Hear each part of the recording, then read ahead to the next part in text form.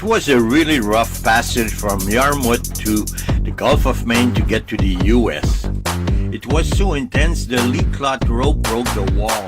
You see, we had to reinforce the wall with 5 screws. The roller furler line was frayed. The boat was a mess. We left yesterday at 10 a.m. from Yarmouth, and we get at 5:30 we drop the anchor in protection against the wave they're building. So we're in the US. Now we're going to lift the anchor to go in a better anchorage with the swell and the wind won't catch us. Better protection. Yeah, better protection.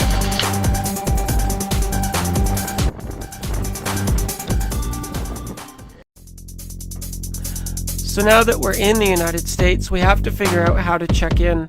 The government has an app called CBP Roam that we're supposed to use to check in, but it wouldn't work from Nova Scotia.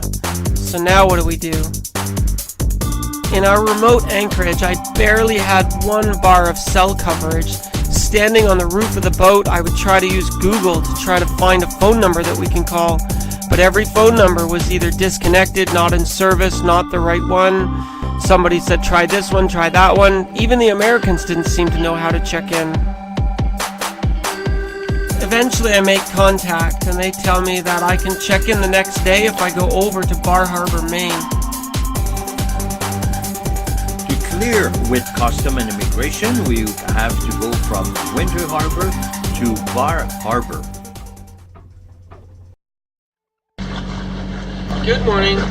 It's Alexis on board the sailing vessel WildChild, and we are calling in to let you know that we're coming into Bar Harbor. We called in yesterday, and the guy did the computer stuff. He told us in the morning to call in. We're going to get around.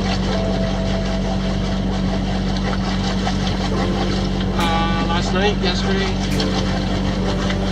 WildChild. During our crossing, the bow of the boat was constantly submerged in waves. The anchor locker latch broke and the lid popped open. The anchor locker share a bulkhead wall with the V-berth. So the waves filled the anchor locker with water. There was apparently an unsealed hole in the wall where a wire was run through. The hole in the bulkhead wall let the anchor locker empty water onto our bed.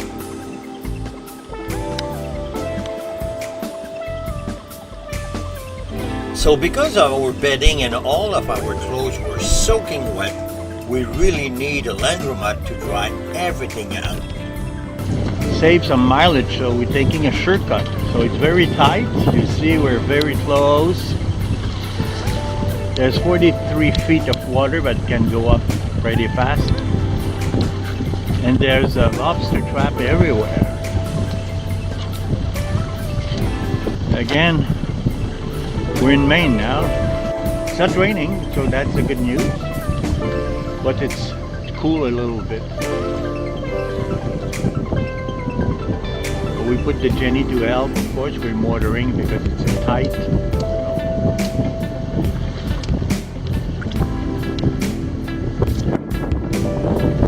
There's a red buoy at 10 o'clock, but far. You see it?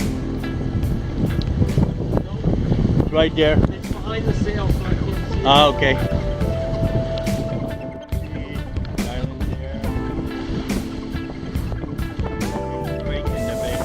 Yes, I don't know if you noticed, but the leaves are changing color, red, yellow. Winter is chasing us. We need to get out of here.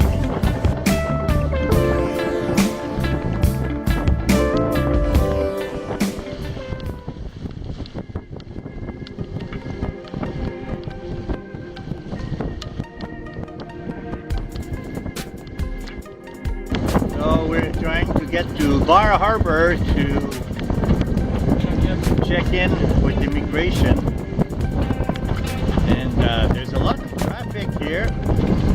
See that sailboat there?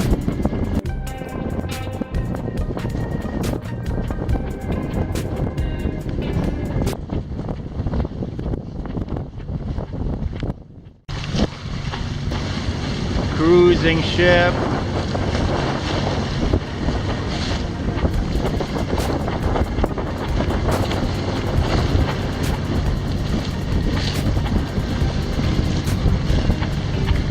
Wow, it looks busy here.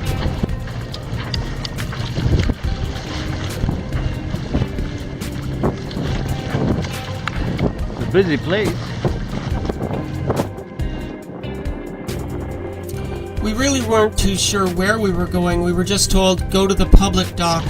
But it's not labeled, so how do we know where it is?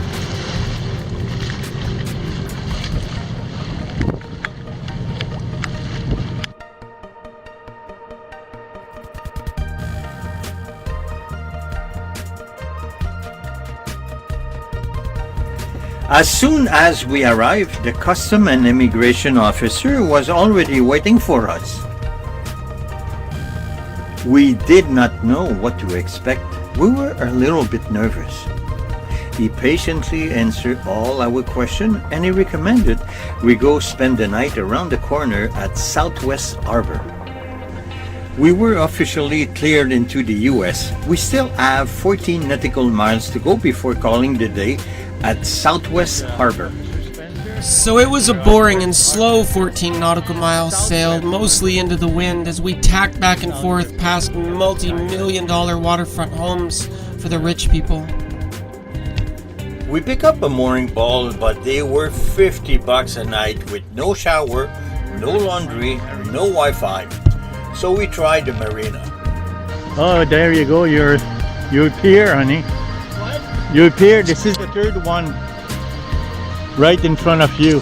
Our bedding and all our clothes were soaking wet, and we desperately needed laundry facilities to dry stuff out. Very busy. There's big, nice sailboat here. We landed on the dock at Great Harbor Marina and walked up to try to find somebody to talk to about how much it costs. Eventually we found the owner, and she said it's $5 a foot, but they did have laundry facilities. $5 a foot was way beyond our means and the most expensive marina we'd ever seen. But we really needed to dry out all our stuff. The lady that owns the marina was really nice to us. She said that we could stay for free on the dock during the day and use her laundry facilities, but we had to leave before nightfall.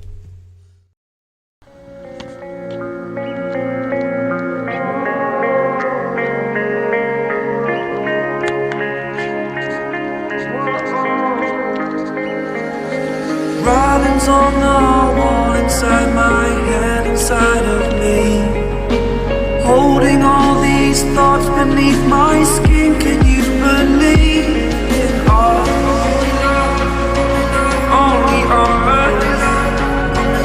Only love. After a full day at the laundry, everything was dry. Clothes, sheets, so now it was time to leave dock to find a mooring ball for the night. We left the dock, grabbed a mooring ball only 200 feet away. We were not sure who owned it, but we figured we will just leave first thing in the morning.